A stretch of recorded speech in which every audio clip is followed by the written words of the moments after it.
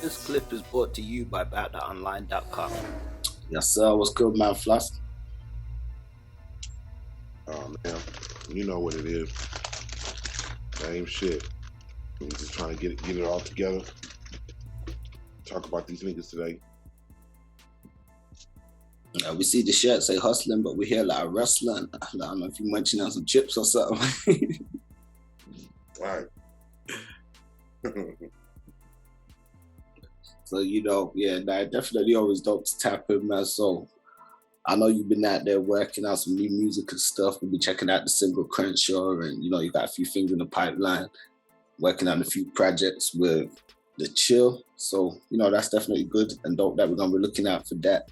So we're just discussing hip hop over the past few weeks. We've had some different guests in and just looking at different aspects of the metamorphosis of some of the labels and artists that we're accustomed to. And obviously, we're covering a lot on the death row aspects with 2Pac included therein, the 2Pac legacy, inclusion of the Outlawz. Now you have somebody who's, well established in the West Coast and well connected. It's been brought to our attention. You got some connections and stuff with the Outlawz, so we'll see if we can share some experiences with the fans and stuff, man. Oh yeah, man. My dude. I've been knowing him. I've been knowing him since the beginning. You know what I'm saying? Shout out to him, Edie Noble, Kastro, Napoleon, and rest in peace to the rest that are not here and all that. So you say you've been knowing him from the beginning, like you want to break that down? I've been knowing them for years, man. As long as if they've been having, I remember they used to have a barbershop in the valley and shit like that. I know them personally through different things. Like Muta, I know his baby mama Dana from, not from no other shit, but I'm just saying like she hung around with some people who used to be around Himalayas at the time of my group. Muta was nothing like he was back then. Shout out to Muta out there in Dubai and I think in Saudi Arabia. Muta was like the thug shit. Edie was always like the level-headed one out of all of them. Edie was the one that you holler at when you wanted to do business with them, as far as like a song or I really I got close with them because I used to live in Atlanta at the time, and so I used to go to. They had a compound right around the corner from Outkast studio out there in Atlanta, and so I would go and I would go fuck with them because I had the relationship with them. To where I went on tour with them, like a tour date with I think it was Cottonmouth and Bone Crusher and all the rest of them. But I've been knowing it for so long. I knew him even when Pac was around, So then we also got cool because I knew Gonzoe, rest in peace. Gonzoe was hanging with the Outlawz for a minute and all that type of shit, crazy shit. I remember being in Atlanta and Gonzoe getting into it with some dudes out there in Atlanta at Club Nicky's. They ended up shooting at Gonzoe and shooting and shit. But Edie and them remember me from being in the clubs and my homeboy Clutch. I remember one time we went to this club in Atlanta called Insomnia, which used to be the shit. And my homeboy Clutch got us all in. And I seen Edie and Noble and all the rest of them. And so this girl thought I was trying to grab her ass, but I was just trying to speak to Edie. So the bitch had said something to me and start reaching in her purse. Like she had something in her purse, like she was about to pull out a pistol. I ended up smacking the chick. You know what I'm saying? Edie was out there shaking his head. I never forget that motherfucker. Edie was shaking his head. He was like, "Floss, you wow." But I thought homegirl had something in the club, like she was about to spray me with mace and pull out a pistol. So Noble was Noble is like I look at him as another capo too. Like when you really need to handle some business, or you're trying to get some business done with the Outlawz or Pac song, or Noble was the one who called me when we was I was living in Denver at the time, and he was like, you know, Floss, we coming out there to perform and all that type of shit. So he would shoot me, you know, the wristbands, the tickets, and all that type of shit. So I know them individually. Man. I've been knowing them for a long time, and they good dudes. I was also in All Eyes on Me, the movie All Eyes on Me, but they took my scene out. Well, I had the scene where it was me, Pac, Chris Clark, who played Shock G. He played Shock G in the movie. You know what I'm saying? Chris Clark, he played Shock G in the movie. So we had a dope ass scene. They took it out. I wish it's like one of the dopest scenes in the movie to me. But as far as the Outlawz, Kastro, I really wasn't close with Fatal and yeah, you know what I'm saying? But I met them before several times. Okay. And I would definitely want to say rest in peace, Fatal Gaddafi, you know, Big Syke, and you know, yeah. But I was close with Syke too. I was close with Syke. I knew Syke on another plateau. You know, I'm from Inglewood, California, so Syke and them, even though they was Crips, you know what I'm saying? They was from IVC, the Inglewood part of IVC, if you could say that. You know what I'm saying? And so I would see Big Syke at the swap meets and through the street sometime. And I would go and tell him like evil-minded gangster. And so he couldn't wonder for the world of him, like, how did I know about his tape? Because his tape was so underground. But I used to fuck with swap meet all the time. And so I would go to swap meet and listen to all the good music. That's what people were in LA they were known for that. Like, if you really wanted to know the new groups that were coming out who was dope, who had like that was exceptional than all the rest of the rappers, you would go to the swap meet. And for some reason, them Koreans would know that. Them Koreans would know who I don't you know, that's another thing. You need to do a segment on that. Like, because the Korean was very much a part of the swap meet. The swap meet experience, because they ran that shit up in there. But the music part about it, they knew what groups was the shit. Like the Compton's Most Wanted, the Outlawz, the 2Pacs. They knew. I don't know who was running their division on. They knew who was the dope MCs out of that time coming from the West Coast. But Salsa swap meet, the Avalon swap meets, like all the rest of them, like, you know, that's how we kind of got our music, our A&R was the Korean. Okay. You know, I mean, obviously the bootleg game was a lot different than to what it is now with everything like digital. Yeah, the game is different, bro. Game is different. And then for a minute they was having like the fashion police. Like the fashion police would come into the swap meets. They would do these big raids. You know what I'm saying? Where like some of the clothes wasn't real. It wasn't authentic.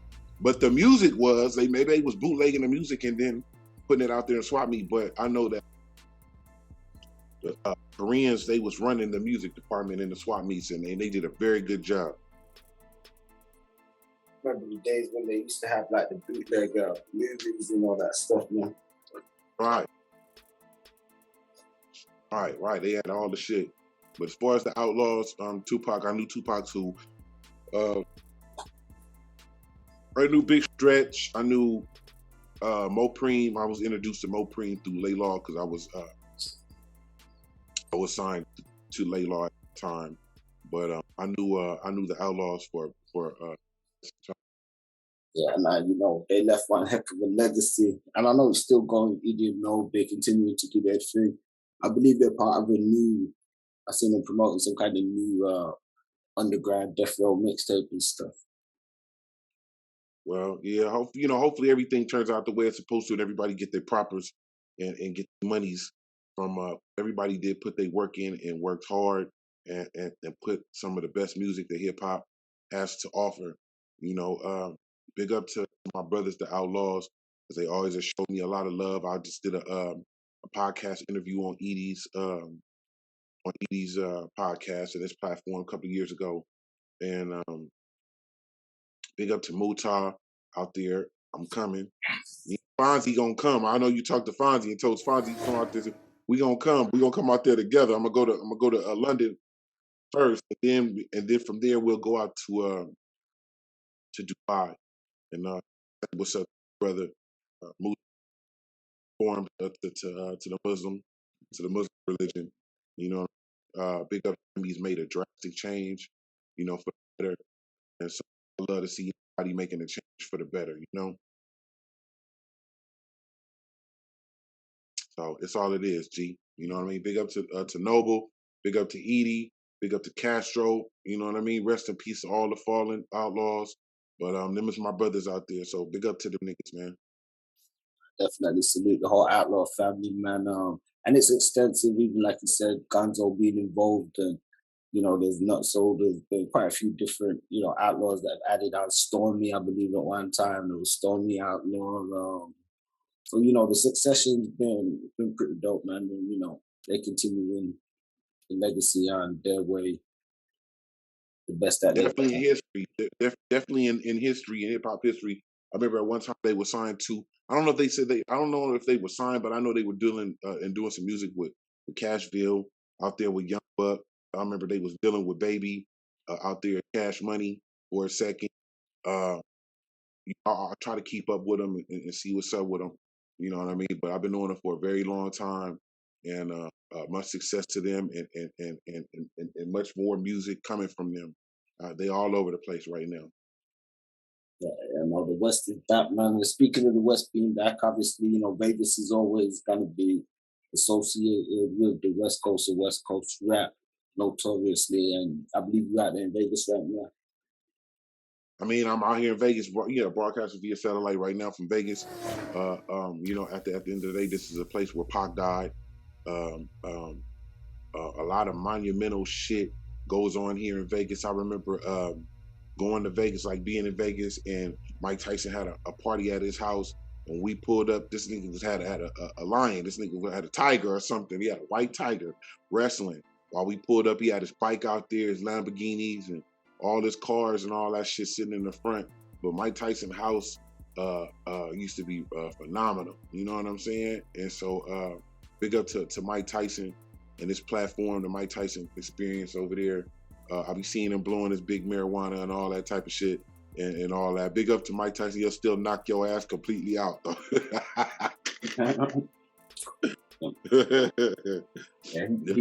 He sure improved that, man. Oh, man, he's not playing, man. Big up to Mike Tyson, man. I remember I met him a couple of times. I met him at my homeboy John Atterbury's funeral. And so I went up to him. First thing I said was, champ. You know what I'm saying? He about my height, about my size, too. He about my height and size. But, big up to Mike Tyson, man. Yes, sir. So we're going to wind down on this one, tap back in the week. Yeah, we'll tap back in the week. Oh yeah, big up to the homeboy Reggie Wright too, man. I've been seeing you, boy. I've been seeing you. Big up to Reggie Wright, man. Big up to the homeboy, man. I love when good things come together. No doubt, man. Peace to Reggie, man. Definitely salute yourself as well. Representing, like I always say, man, you the MVP out there on the West Coast, representing. All right. I'm the most famous. I'm the most famous unknown nigga that you ever seen in your life. And we're going to get back into it when you got some new music and stuff to drop. Keep us updated on the Chill Project and so forth. Yeah, for sure. I'll be in the studio in a couple of weeks. Big up to Dame De Niro and all the rest of my folks out there. About to go get it in and make it real big. You dig? It's popping. So you're going to have some updates and some previews for us? Yep, for sure. I'm going to have a lot of new things coming up soon. Said you got some new trailers that going to drop as well. Oh, yeah, I got a bunch of new tracks and shit. I'm gonna get in the studio with Chill, knock out some things. You know what I mean? Big up to the homeboy JD that's been going for 30 years out there from the Lynch Mob. Big up to JD. I was just at the Corrupt video shoot cut last weekend. Big up to the homeboy Corrupt, Young Gotti. It's big, you dig? We coming back. Gotti ain't no Hitler, man. Salute to Corrupt. Right. Man, it's good to see, man. I see even Cocaine, doing some stuff. You know, everybody getting to it, man. Everybody getting to it. You feel me? Because the West is a very important part of hip hop. Period. So it is what it is. Big up to all my people out there, and YouTube fans, and the whole about that online experience and platform. I appreciate you, brother. You already know, bro. All right, we're gonna probably shit. You know, we're gonna probably later. I'm gonna edit that up. All right, it's over there high as shit. Yeah, it's like 2:40 something at night now, bro. So. It's 2 something in the morning. Yeah. Oh yeah. You lucky. I'm lucky to even get this interview. It's only like 5 o'clock, 6 o'clock out here. Yeah, exactly. I know, but because I said to you at Alabama, when you called me then, I had just got up, so it took me a lot longer to shake up than it took you. Right. And I just woke up not that long ago too, man. But it's all good. You see, we working it out. It's all good. Yeah. Say no more, man. Peace, family. Don't forget to like, share, and subscribe, and check us out on aboutthatonline.com. Check us out on Facebook for exclusive playlists and social media for all different types of segments and content.